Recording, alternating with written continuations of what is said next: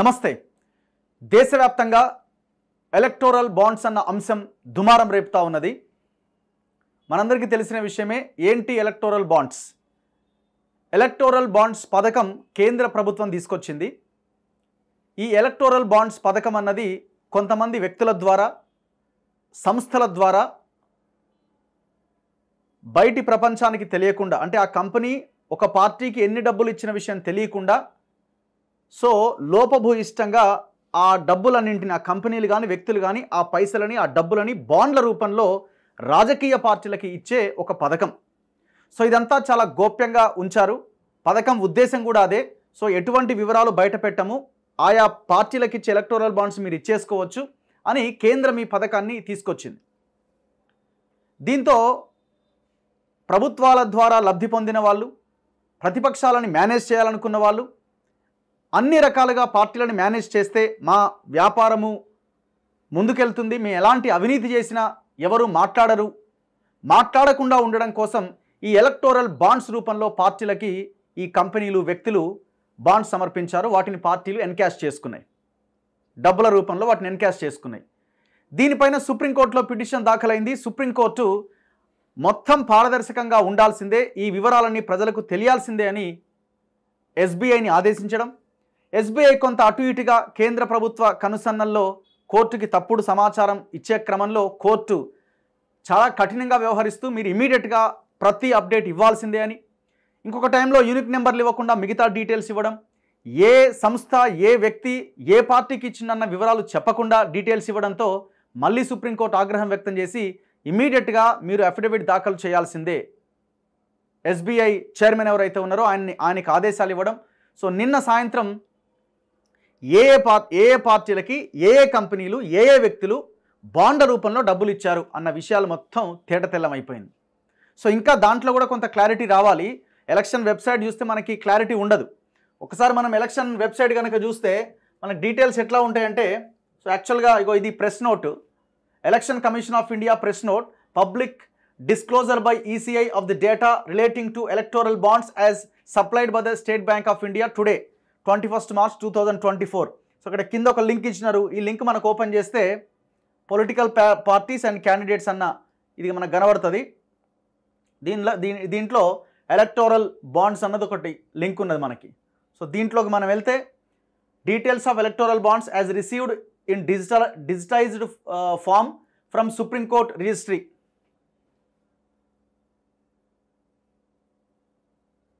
Yeah 21 March నిన్న కదా ఇది. సో ఇట్లా మనకి ఎట్లా ఉంటుందంటే ఇక్కడ ఒక దాంట్లోనేమో పార్టీ నేమ్ ఉన్నది, ఒక లింక్లో పార్టీ నేమ్ ఉన్నది, account number of political party అన్న వాళ్ళ పొలిటికల్ పార్టీ అకౌంట్ నెంబర్ ఉన్నది, బాండ్ నెంబర్ ఉన్నది. సో ఒక లిస్ట్లో సో బాండ్ నెంబర్ ఉన్నది, pay branch code and pay teller అని. సో ఈ డీటెయిల్స్ మనకు కనిపిస్తుంది. డినామినేషన్స్ ₹1 డినామినేషన్స్లో వీళ్ళు ఒక్కొక్క బాండ్ని కొన్నారు, ₹1 10 lakhs ఇట్లా. కానీ ఇక్కడ ఏ సంస్థ నుంచి తీసుకున్నారో ఇందులో లేదు. అంటే మనం ఇప్పుడు ఏంటంటే మనం మ్యాచింగ్ చేసుకోవాలి మళ్ళీ ఈ బాండ్ నెంబరు. మరి ఇంకా మనం బ్యాక్ వెళ్తే ఇది కాకుండా ఇంకొక డీటెయిల్ ఉంది చూడండి. ఇగో పర్చేజ్ డీటెయిల్స్. ఇవి పర్చేజ్ అంటే ఇగో కంపెనీలు కొన్నవి.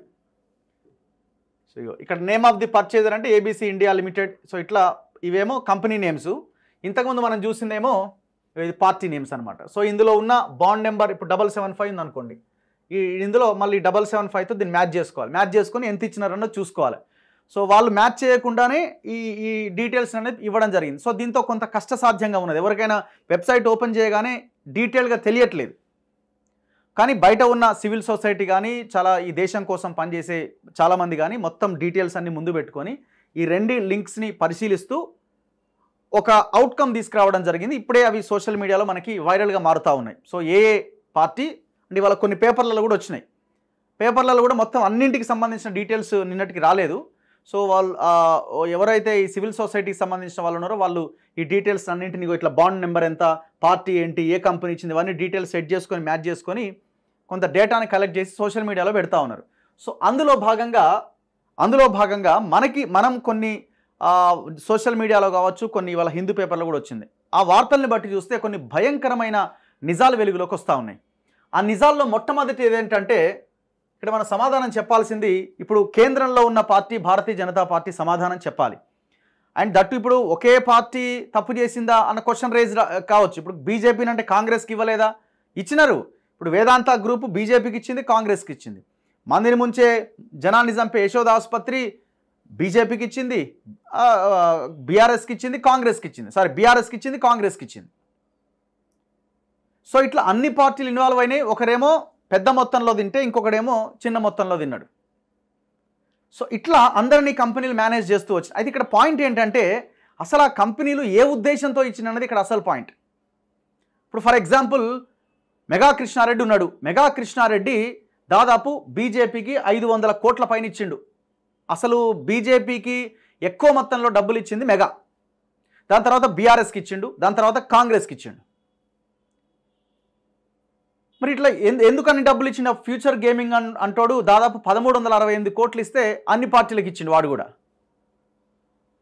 సో మరి ఏ ఉద్దేశంతో వాళ్ళు ఇన్ని డబ్బులు ఇచ్చినారు? పార్టీలు ఓవాని అనేదో రాజకీయంగా ఒక మంచి ఉద్దేశంతో వాళ్ళు ఏమైనా ఇచ్చినారా? కాదు. పాయింట్ ఏంటంటే వాళ్ళ మీద ఎప్పుడైతే కొన్ని కంపెనీలు ఎప్పుడైతే వాళ్ళ మీద ఈడీ రైట్స్ జరిగినాయో, ఎప్పుడైతే వాళ్ళ మీద విచారణకు ఆదేశించినారో, ఆ విచారణకు ఆదేశించిన తర్వాత వాళ్ళు పార్టీలకి డబ్బులు ఇవ్వడం స్టార్ట్ చేసినారు. ఇప్పుడు అధికార పార్టీకి డబ్బులు ఇస్తారు, దాన్ని ఇమీడియట్గా అపోజిషన్లో ఉన్నవాడు క్వశ్చన్ చేస్తాడు కదా, వానికి కూడా ఎంతో కొంత ఇస్తారు. వీడు నోరు మూసుకుంటాడు, వీడు ఇన్వెస్టిగేటివ్ ఏజెన్సీస్ ఆపేస్తాడు విచారణ చేయకుండా. కిందున్న ప్రతిపక్షం వాడు డబ్బులు తిని వాడు నోరు మూసుకుంటాడు, జనాన్ని గాలికి వదిలేస్తారు. అట్లా ఒక్కసారి చూడండి, వాళ్ళ హిందూలో వచ్చిన కథనం నేను మీ ముందు పెడతా ఉన్నా. Corporate group and company future gaming and hotel services private limited దాదాపు 1368 కోట్ల రూపాయలు ఇచ్చినారు. ఇది టోటల్లీ ఫ్రాడ్. యాక్చువల్లీ పెద్ద ఎత్తున అవినీతి ఆరోపణలు ఉన్నాయి వాడి మీద. యాక్షన్ బై సెంట్రల్ ఏజెన్సీస్ అంటే గతంలో చూడండి, ఈ 1368 కోట్లు ఇవ్వడం వెనుక ఉన్న రీజన్ ఏంటి? ED initiated investigation under PMLA and attached assets in July 2019. Subsequent ED raids on April 2022 and May 2023. అంటే వాడు అవినీతి చేసినాడు అన్న ఆరోపణలతో మనీ లాండరింగ్ కేసులు వాడి మీద ఉన్న నేపథ్యంలో వాడి మీద ఈడీ రైడ్స్ జరిగినాయి. ఈడీ రైడ్స్ జరిగిన తర్వాత 1368 కోట్ల రూపాయలు ఆయా పార్టీలకి డబ్బులు ఇచ్చినాడు. చూడండి ఒక్కసారి ఎవరు ఇచ్చినారు ఇందులో? మేజర్ షేర్ ఎవరిది? ఇప్పుడు మీరు చూడండి, ఇగో ఫ్యూచర్ గేమింగ్ ఇచ్చిన బాండ్ల వివరాలు. డిఎంకేకి 503 కోట్లు ఇచ్చిండు, టీఎంసీకి 542 కోట్లు ఇచ్చిండు, వైసీపీకి 152 కోట్లు ఇచ్చిండు, బీజేపీకి 100 కోట్లు ఇచ్చిండు, కాంగ్రెస్కి 50 కోట్లు ఇచ్చిండు, ఇతరులకు 16 కోట్లు ఇచ్చిండు.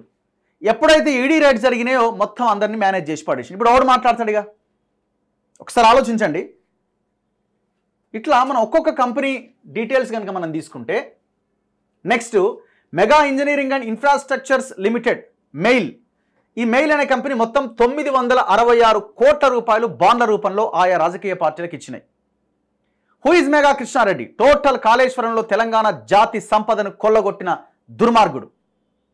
ఈ మెగా కృష్ణారెడ్డి మీద IT raid in October 2019 ED investigation initiated. ED rides జరిగినాయి, ఐటీ రైడ్స్ జరిగినాయి, కీలక పత్రాల స్వాధీనం అట్లా ఇట్లా అని పెద్ద ఎత్తున వార్తలు వచ్చినాయి. ఏం జరిగింది? ఎలక్టోరల్ బాండ్స్ రూపంలో ఆయా పార్టీలకు డబ్బులు ఇచ్చిండు, అందరి నోర్లు ముంచేసిండు, కథం. ఇందులో మెజారిటీ వాటా ఎవరికి పోయింది? ఇప్పుడు పొద్దున లేస్తే అవినీతి ఎక్కడ చేసినాం మేము, కాళేశ్వరం ఏటీఎం అని మాట్లాడతారు కదా, ఇక వాళ్ళ చేతికి మెగా ఇచ్చిన బాండ్ల వివరాలు. బీఆర్ఎస్కి 201 కోటి రూపాయలు పోయింది, 201 crores. దాని ఇమీడియట్గా బీజేపీకి 669 కోట్ల రూపాయలు మెగా కృష్ణారెడ్డి డబ్బులు ఇచ్చినాడు. 669 కోట్లు. ఇక నువ్వు 12,000 GST ఎగ్గొట్టిండు, దీని మీద కేసు ఏందంటే ఎందుకు పెడతారు కేసు? మాకు 700 కోట్లు వచ్చే మరి మేము ఎందుకు పెడతారు కేసు? బీఆర్ఎస్కి 201 కోట్లు, బీజేపీకి 669 కోట్లు, కాంగ్రెస్కి 158 కోట్లు, డిఎంకేకి 85 కోట్లు, టీడీపీకి 53 కోట్లు, వైసీపీకి 37 కోట్లు, ఇక మిగతా వాళ్ళకి చిన్న చితక పార్టీలకి 29 కోట్ల రూపాయలు ఇచ్చిండు. బీజేపీ ఎక్కువగా డబ్బులు తీసుకున్నది మెగా కృష్ణారెడ్డి దగ్గర బాండ్స్ రూపంలో. ఎంత? 669 కోట్ల రూపాయలు వాళ్ళు తీసుకున్నారు. దీని వెనకాల ఉన్న ఒక్కసారి చూడండి, ఎవరి మెగా కృష్ణారెడ్డి? టోటల్ వ్యవస్థనే నాశనం చేసినాడు. తెలంగాణ వాళ్ళ ఈ స్థాయిలో ఉండడానికి, మీ పిల్లలకి చదువు లేకపోవడానికి, మీకు వైద్యం లేకపోవడానికి ఇంత దరిద్రమైన ఒక ఆర్థిక సంక్షోభంలో కూరుకుపోవడానికి కారణమైన మెగా కృష్ణారెడ్డి పైసలు అందరు తిన్నారు, బీజేపీ ఎక్కువ తిన్నది. ఇక అన్అఫీషియల్ అమౌంట్ ఇక ఆ లెక్క వేరే, మళ్ళీ ఇండివిజువల్గా ఏ నాయకుడికి ఆ నాయకుడికి పోతూనే ఉంటారు. మీడియా సంస్థలకు పోయేది మీడియా సంస్థలకు పోతుంది. ఇప్పుడు ఎవడు మాట్లాడు ఇక కాళేశ్వరం గురించి ఎవడు మాట్లాడు, ఈ విచారణ కూడా పెద్ద బోగస్. ఒక్కసారి చూడండి, నేను లింక్ చేసి చూడండి. ఎవరు వీళ్ళంతా? అందరి మీద ఈడీ రైడ్ జరిగిన వాళ్ళే. ఎంకే జలన్ గ్రూప్ 616 కోట్ల రూపాయలు అన్ని పార్టీలకు ఇచ్చింది. ఎవరి MK Jalan group? ED search in February 2021 ED raid జరిగినాయి. నెక్స్ట్ వేదాంత గ్రూప్ 402 కోట్ల రూపాయలు ఇచ్చిండు. Under ED investigation for bribery charges since mid 2018, CBI investigation since 2022. విచారణ స్టార్ట్ అయింది, పైసలు ఇచ్చుడు స్టార్ట్ చేసిండు, అయిపోయి. ఎవరికి ఇచ్చినాడు ఈ వేదాంత గ్రూపు?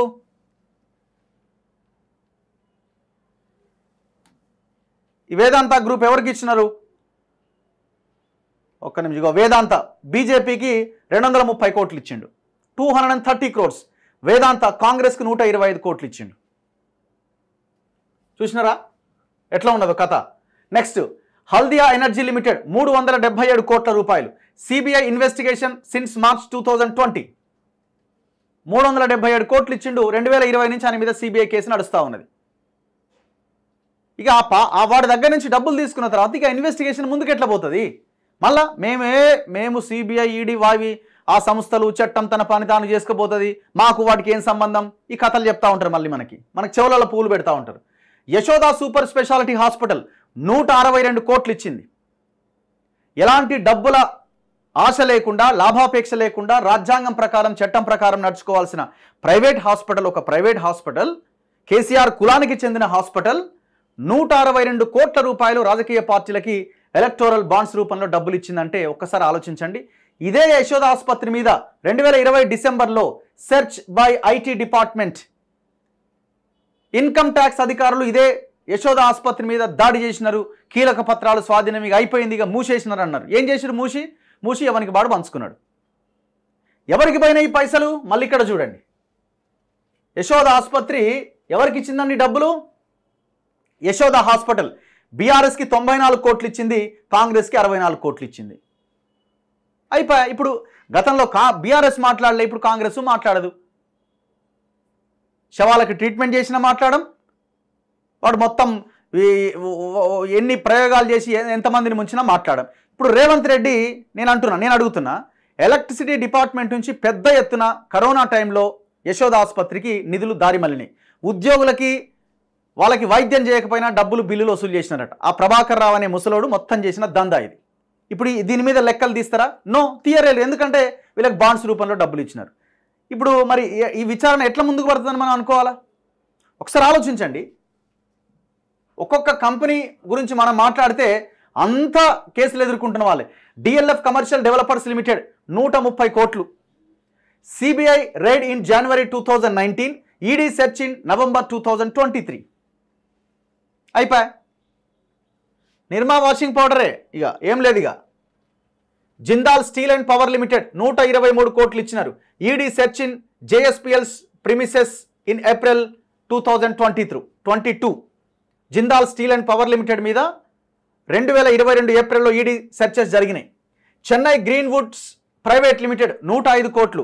ఐటీ రైడ్స్ జరిగినాయి జూలై 2021లో. రష్మి గ్రూప్ 90 కోట్లు. ED froze bank accounts after conducting multiple rides in July 2022. అక్కడ అకౌంట్స్ ఫ్రీజ్ చేసింది ఈడీ. బ్యాంక్ అకౌంట్స్ 90 కోట్ల రూపాయలు ఇచ్చిండు పార్టీలకి. డాక్టర్ రెడ్డిస్ ల్యాబొరేటరీస్ లిమిటెడ్ 84 కోట్ల రూపాయలు ఇచ్చిండు. ఐటీ రైడ్ ఇన్ నవంబర్ 2023 బీజేపీకి ఇచ్చిండు, బీఆర్ఎస్కి ఇచ్చిండు. హెటిరో ఫార్మా గ్రూప్ 60 కోట్లు. IT raid in October 2021. KCR బాగా పైసలు ఇచ్చిందని 15 ఎకరాల భూమి కేటాయించిండు. అది హైకోర్టులో రద్దయింది. ఇప్పుడున్న గవర్నమెంట్ మళ్ళీ దానికి వాల్యూ పెంచి మళ్ళీ ఇచ్చింది. ఎన్సీసీ లిమిటెడ్ 60 కోట్లు. IT raid in November 2022. Divi's Laboratories Limited 55 కోట్లు ఇచ్చింది. IT raid in January 2019. ఎవడి దివీసు? మొత్తం మునుగోడు నియోజకవర్గాన్ని సర్వనాశనం చేసిన దుర్మార్గుడు వీడు. టోటల్ నియోజకవర్గాన్ని చౌటుప్పల్ ఆ చుట్టుపక్కల ఉన్న 10-15 కిలోమీటర్ల రేడియస్లో ఒక విధ్వంసమే జరిగింది, కాలుష్యం. వాడు ఇలా పార్టీలకి 55 కోట్ల రూపాయలు ఇస్తే సిగ్గు లేకుండా డబ్బులు తీసుకొని ఈడీలు అంటారు, ఆ విచారణ ఈ విచారణ అంటే వాడు విచారణ చేయగానే పైసలు ఇవ్వడం స్టార్ట్ చేసే. ఇక వీళ్ళ మీద చర్యలు తీసుకొని జనాన్ని కాపాడుతారు ఆ పొల్యూషన్ నుంచి వీళ్ళు. అరబిందో ఫార్మా లిమిటెడ్ 52 కోట్లు ఇచ్చింది. ఎవరి అరబిందో ఫార్మా? శరత్ చంద్రారెడ్డి. శరత్ చంద్ర నిన్న ఉదయమే చూపించిన కదా, ఆయన అరెస్ట్ అవుతాడు, అప్రూవర్గా మారుతాడు, పైసలు ఇచ్చేస్తాడు బీజేపీకి, అయిపోయాయి. నిర్మా వాషింగ్ పౌడర్ నిర్మా కథం. ED arrest managing director November 10, 2022. ఏకంగా అరెస్ట్ అయ్యి జైలుకు పోయిండు నెలల తరబడి లిక్కర్ స్కామ్ కేసులో. ఇప్పుడు ఈ లిక్కర్ స్కామ్ కేసునట తేలుస్తారట. ఎవరు పొలిటికల్గా ఇబ్బంది ఉంటే వాళ్ళని మూసేసే కార్యక్రమం తప్ప దీన్ని తేల్చే ఉద్దేశం లేదు. అల్టిమేట్ వాళ్ళ టార్గెట్ కేజ్రీవాల్. అక్కడ యునైటెడ్ ఫాస్ఫరస్ ఇండియా లిమిటెడ్ 50 కోట్లు ఇచ్చింది. IT raid in January 2020. Shirdi Sai electricals limited 40 కోట్లు. IT search on December 18, 2023. Kalpataru projects international limited 25 కోట్లు దగ్గర IT search in August 2023. And hero MotoCorp limited 20 కోట్లు. IT raid in March 2022. ED raid at group chairperson's house in August 2023. అంత దొంగల దగ్గర నుంచి డబ్బులు తీసుకొని ఇక వీళ్ళు ఈ కేసులను ముందుకు బడనిస్తారా? జాతి సంపదని కొల్లగొట్టిన ఈ కంపెనీల అవినీతిని బయటకు తీస్తారా మీరు చెప్పండి. కరప్షన్ లేదు అంటారు కదా, ఇది టోటల్ కరప్షన్ కాకపోతే ఇంకేంది? సుప్రీంకోర్టు ఆర్డర్ ఇవ్వకపోతే ఇంకా ఎన్ని కోట్ల రూపాయల ఈ సంపదని మింగి ఇప్పుడు మనకేంది ఓపెన్గా ఈ కంపెనీలకి ప్రభుత్వాలు రెడ్ కార్పెట్ పరుస్తున్నట్టే. మీరు మాకు డబ్బులు ఇవ్వండి, మీరు ఎంతైనా అవినీతి చేసుకోండి, ప్రజల్ని ముంచండి. ఇందులో ఏమున్నాయి? మెయిన్గా ఎడ్యుకేషన్ ఇన్స్టిట్యూషన్స్ ఉన్నాయి, హాస్పిటల్స్ ఉన్నాయి. ఎంత ప్రమాదకరమో చూడండి. ఫార్మా రంగం ఉన్నది. అంటే జనము ప్రాణాలతోని ఎలక్టోరల్ బాండ్స్ రూపంలో రాజకీయ పార్టీలు, అధికార పార్టీ నాయకత్వాలు చెలగాటమాడుతున్నాయని దీని ద్వారా మనకు అర్థమవుతా ఉన్నది. సో ప్రజలారా దయచేసి అర్థం చేసుకోండి, మనం పార్టీల ఆలోచనతో కాకుండా పబ్లిక్ కోసం మనం మాట్లాడాల్సిన అవసరం కనబడతా ఉన్నది. ఇంత దుర్మార్గంగా ఇందులో ఇంత భయంకరమైన వాస్తవాలు ఉన్నాయి. సో ఇప్పుడు ఏ దాని మీద ఏ కేసులు ఉన్నాయనేది మనం చూసినాం. అందరు ఇన్వాల్వ్ అయినారు ఇందులో. సో నెక్స్ట్ వీడియోలో మనం బీఆర్ఎస్ పార్టీ లిస్ట్ ఒకసారి నేను మీకు చెప్పే ప్రయత్నం చేస్తాను. ఏ కంపెనీ బీఆర్ఎస్కి ఎంతెంత డబ్బులు ఇచ్చింది, ఎందుకంటే ఇక్కడ లోకల్ పార్టీ కదా. సో దాన్ని కూడా మీకు చూపించే ప్రయత్నం చేస్తా. చూస్తూనే ఉండండి మన తొలి వెలుగు.